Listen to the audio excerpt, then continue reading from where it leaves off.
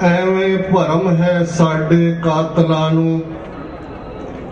ਐਵੇਂ ਭਰਮ ਹੈ ਸਾਡੇ ਕਾਤਲਾਂ ਨੂੰ,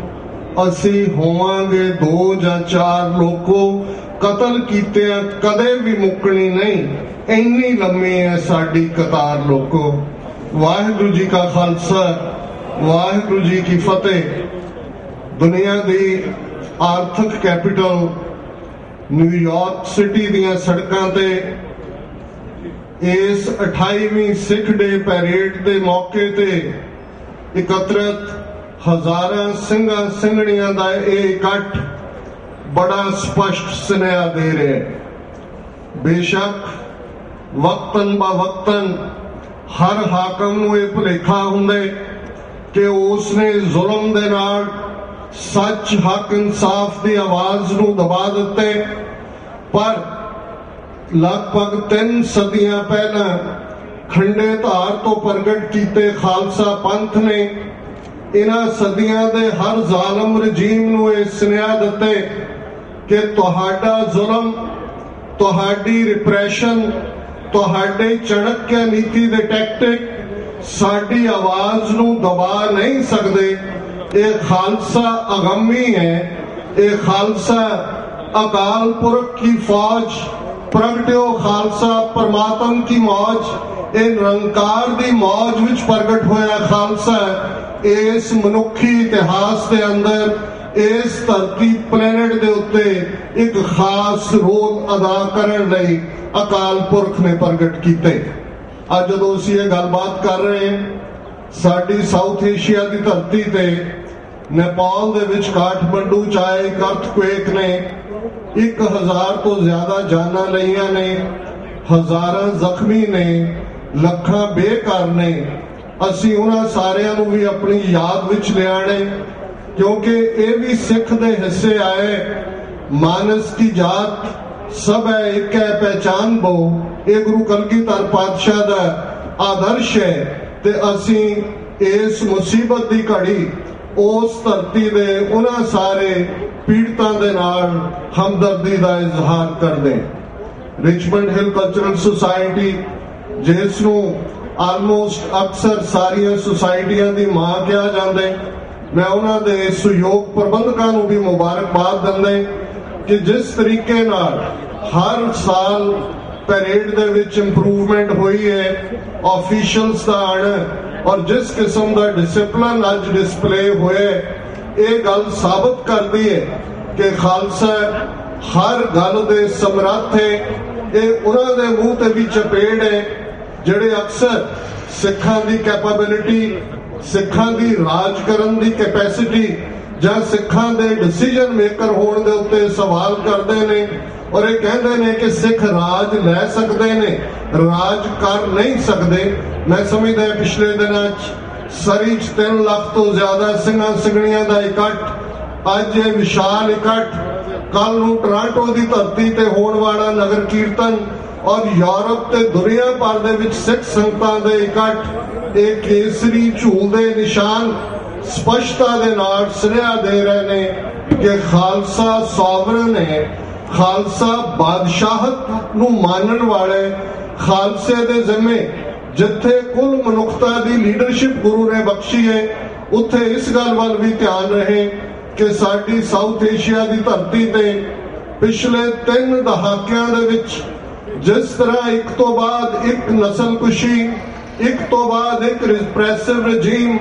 एक तो बाद एक फैनेटिक फंडामेंटलिस्ट सोच ने सिक्खी का नुकसान किए।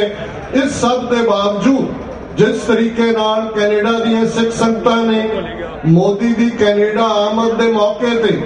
टोरंटो तो लैके सरी तक हर थां जोरदार प्रोटेस्ट किए ने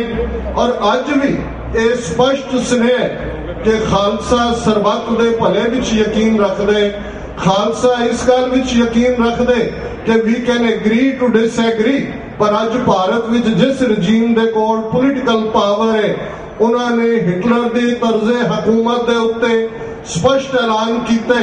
1 nation 1 people 1 race, Hindu Hindi Hindustan. जे औरंगजेब दियां इस्लामीजाइजेशन दियां नीतियां नूं खालसे ने नकारे, बेशक कुर्बानियां हुई हैं, बेशक आनंदपुर साहब गुरु साहब ने छड़िया, साहिबजादे शहीद होए, पर 10वें पातशाह ने स्पष्ट सुनेहा दिता सी औरंगजेब नूं कि तू बड़ा खुश होवेगा, तू मेरे 4 पुत्र मार दिते, तू बड़ा खुश होवेगा कि तू मेरा आनंदपुर उजाड़ दिता है, पर तू तो 4 अंगियारे बुझाए ने। खालसा पंथ जेड़ा भांबड़ है वो अजे बाकी है। मैं तेरे घोड़ियां दियां खुरियां थले ऐसी अग बालांगा कि पंजाब दे दरियावां दे पानियां दा एक भी घुट तैनू पीना नसीब नहीं होएगा। इतिहास गवाह है कि खालसे ने 1 सदी घोड़ियां दियां काठियां नू अपना घर बनाया, मुट्ठी मुट्ठी छोलियां ते गुजारा कीता, पर हर सिख दे अंदर, हर गुरु के खालसे दे अंदर एक तरंग उठती सी कि हम पातशाही सतगुर देई हन्ने हन्ने लाए, जय जय बहे जमीन माल तह तह तख्त बनाए, कि सानू पातशाहत सतगुरु ने दिती है। इन गरीब सिखन को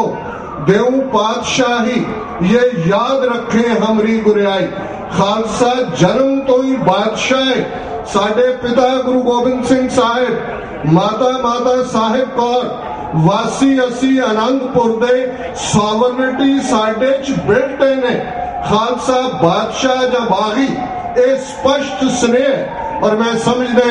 कि आज जिस शहर दे विच असी खड़े हैं, यूनाइटेड नेशंस दा हेडक्वार्टर है, 192 देशों के झंडे झूल रहे ने। पिछले दिनों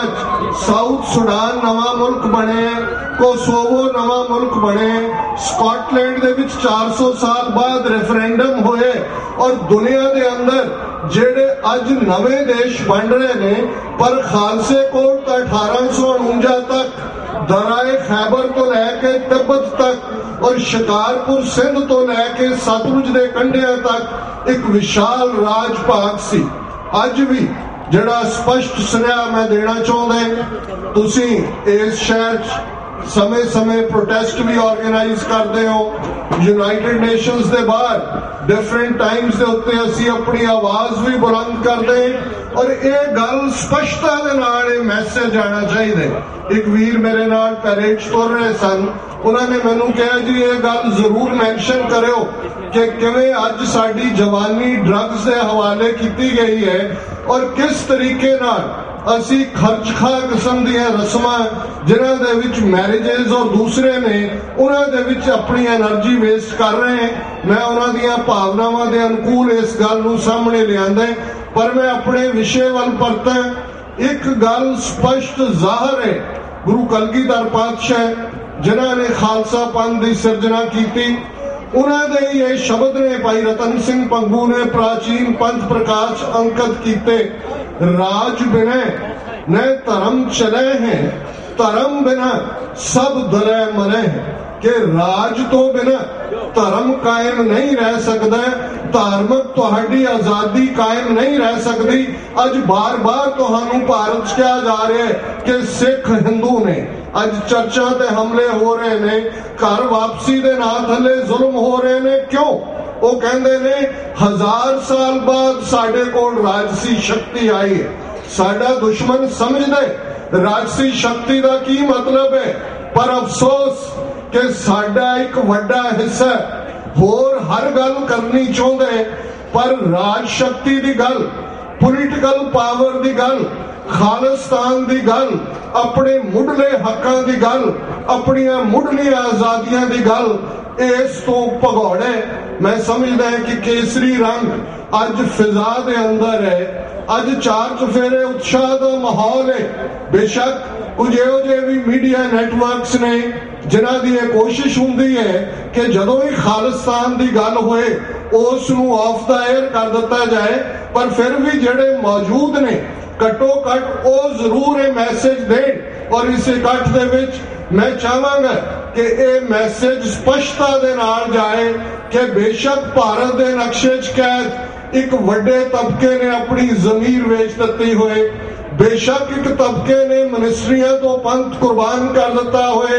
बेशक एक जवानी का हिस्सा नशे के हवाले कर दिता गया होए, बेशक अज साडे तख्त भी आजादाना तौर पर फैसला करने दे समर्थ ना होण,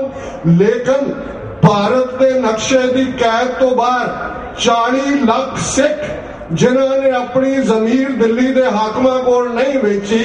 जिन्होंने आजादी का कॉन्सेप्ट चंगी तरह समझ है, जिसनों खालसा जी के बोलबाले के मतलब का पता है, जिहड़ा खालसे दियां चौंकियां झंडे गुंगे जुओ जुग अटल की अरदास करदे, वो इस धरती तो स्पष्ट सुनेहा दे रहे कि वो दिन दूर नहीं है जिस दिन दरियाए जमुना तो वाघा तक 30 मिलियन सिख कौम एक आजाद प्रभु सत्ता संपन्न देश खालिस्तान कायम करके रहेगी। स्पष्टता दे नाल 5 नारे मैं बुलंद आवाज विच चाहांगा। इस क्राउड तो एक केसरी रंग जिहड़ा साडी नुमाइंदगी करदे झूलते निशान रहे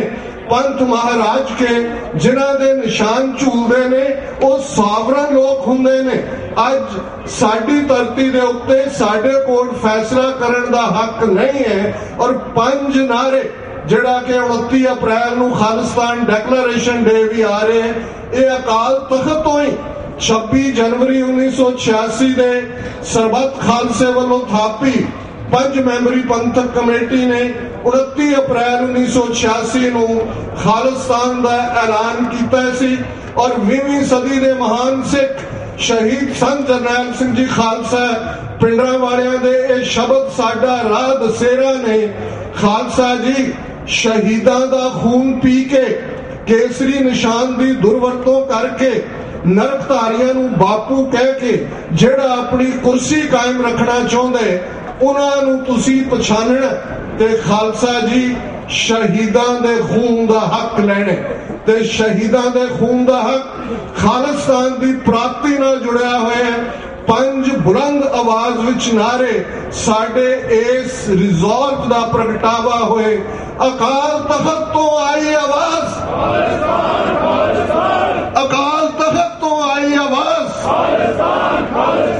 अकाल तख्त तो आई आवाज, अकाल तख्त तो आई आवाज, अकाल तख्त तो आई आवाज। किसी भी भुल चुक लई खमा दी जाचना। प्रबंधकों का बहुत बहुत धन्यवाद जिन्होंने आप समूह सिख संगतां दे दर्शन करवाए ने। वाहिगुरू जी का खालसा, वाहिगुरू जी की